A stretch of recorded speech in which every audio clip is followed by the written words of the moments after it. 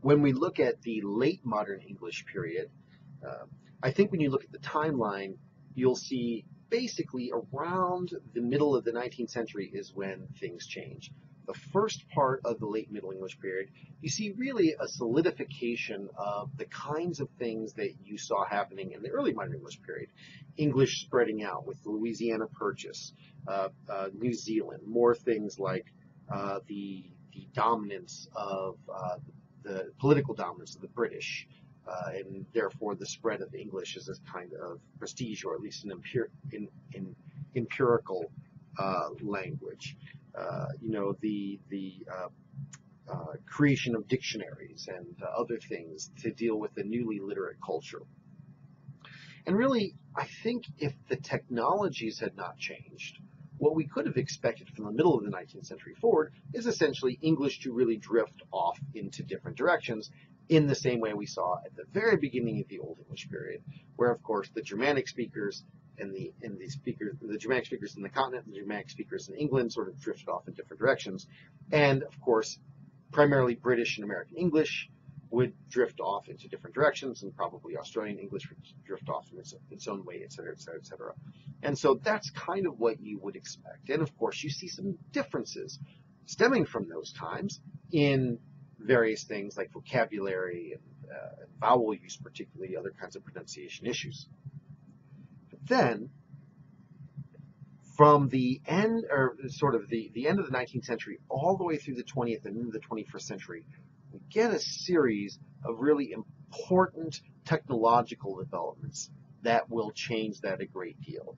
Because although the printing press helps establish this sort of literacy and widespread literacy, as you know, writing is not language, and so that doesn't necessarily affect that much the way that people will speak. When you first get the railroads being built, they are crossing continents. Suddenly, the conventions of to whom you're speaking, now you're speaking your language, maybe not exactly on a daily way, but much more commonly with people who are no longer just within an easy walk or an easy horse ride away, but literally hundreds or potentially thousands of miles away. And you can cross that in really short order. And so we begin to see here that the ability of the language, or the tendency of the language to sort of drift off in different directions, there are larger groups that are able to speak with one another conventionally, just in the course of their daily lives. Larger in terms of how they're spread across geography. Then, the beginning of the 20th century, you start to see things like radio. Radio is super important because radio is, of course, about the sounds of language. And I can tell you that having been all over the world, I've heard, frankly, almost anywhere you can imagine. I've heard American Voice of America and BBC radio broadcasts, and so the way that the language sound becomes almost globalized because of that. Then World War I comes, and the United States and Great Britain, two English-speaking powers, essentially put aside their differences and create an alliance which lasts for a century and a half.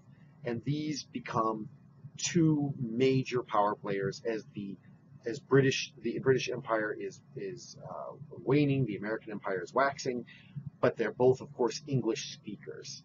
This maintains English as a prestige language around the world. You get the first motion pictures, that is film, with dialogue, and that's super important, again, because now people can hear the way that it sounds. As high-definition television, other sorts of television begin to sort of spread throughout the world, and we'll see other sorts of things, all sorts of technologies that allow the sound of English to spread throughout the world. And so today, for example, you will just as easily watch a British television show as you will watch an American television show. And while that's not going to change, tomorrow you're not going to begin speaking with a British accent. Surely that will, in some way that we can't tell, slow down the ways in which these two linguistic communities drift off apart from one another. So I do want you to know all these different events that they have on here. And the most important thing I want you to see is that first English sort of exploded out in the early modern period off of the island, all over the world. That becomes solidified in the first half of the late modern English period. And then we have these sets of different technologies that allow English speakers around the world to be in daily communication with one another in the same way that you are hearing the sound of my voice now, even though you're not geographically in a place where you're likely to have heard that in your day-to-day life otherwise.